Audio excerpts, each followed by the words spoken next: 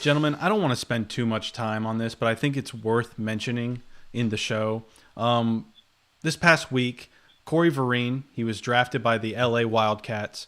Him and his agent put out a release that Corey's going to pursue other opportunities, that he's dropping out of the league, and mainly because the pay wasn't what he was expecting it to be, or at least what he claims he was told.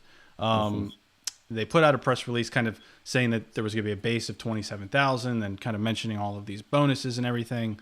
And what I say is, okay, good luck. Good for you. If you don't want to play football, you don't want to play football. I don't know what other options he has unless he wants to go to Canada and live up there. But, I mean, the whole thing with this is as XFL supporters, as XFL fans, we need to get used to these kind of stories coming out. And there's people out there with narratives. There's organizations out there with narratives for whatever reason that want to tear down or trash the XFL at every opportunity, at every corner. So they're going to spin it the way they want to spin it to fit their narrative. So this is the first, or it's not even the first. It's one of many kind of stories that you're going to see spun in a negative way towards the XFL. But I think the XFL just has to keep chugging along past this, because there are plenty of football players out there. Oh, yeah. Corey Vereen is not the end-all, be-all. He was fine with the Memphis Express. And if he's mad about the salary, he's mad about the salary. Go do whatever you want to do. That's your right, man. But the XFL moves on. Yeah, I don't know what he was expecting. Right. I guess that's kind of where I'm coming from. This is a startup league, right? There's all of these players in order to fit out, right? This isn't the NFL, right? You don't have all of this big cash cow that's going to fund, a $500,000 a year salary that you want. And my other beef with this, though, when I read this press release, it almost seemed very calculated. Like, I don't know what the motives are for him, but he was like, he is a computer science major and can pursue other opportunities. Well, no. Do you know what people that like the type of jobs that people that are computer science majors do?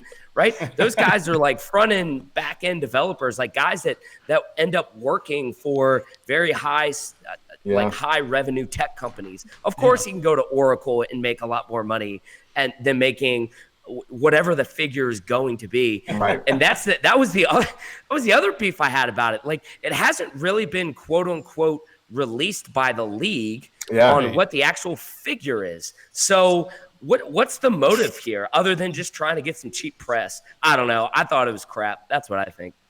It seemed like a very look at me style press release. And like you said, you brought up a good point. This is like the second or third kind of like base salary figure we've seen now in the last couple of weeks. So I don't know how accurate it is. I mean, it could be accurate. It could not be. I'm not here to really discuss the validity of it, but yeah, it was, to me, I'm with you, Gus. It was a very look at me type of move from a guy who was picked in the 8th round of the 3rd phase. Yeah, what I really hated about it, though, is just then, it's just where we're at in media these days, right? So this press release comes out, and all they do is go and they take the headline, and then from there, it's right, and then it's just everywhere. Right, so everybody thinks, oh, the XFL is cheap. They do this, they do that, blah, blah, blah. It's like, one, it's a startup league. One, you have to be cheap to survive. Well, the AAF paid me $70,000 a year. Well, the AAF ain't around anymore. Well, did you get paid by the AAF? I don't know if you got paid by the AAF. Yeah. And how much of that $70,000 did you see? Did you actually see? Everybody forgets too. This is a 6-month salary figure. It's not a 12-month salary figure. Just throwing that out there. Right. It's from December mini camps. $15,000. Like, get out of here. It's from December mini camps through the end of the season. And to me, I'm not really understanding what the problem is. It's kind of what the league has been saying all along, and the league hasn't officially come out and come out with the structure of their salary scale. We've heard we have the tiers. I haven't heard much about the tiers recently, so I'm not sure if they're getting away from that type of language when talking about salaries. But I mean, if you add up these numbers, obviously, no team's going to go 10-0, but if you win 5 games, you get a 5-game bonus. If you play every game, make your base salary, you're right at like $55,000.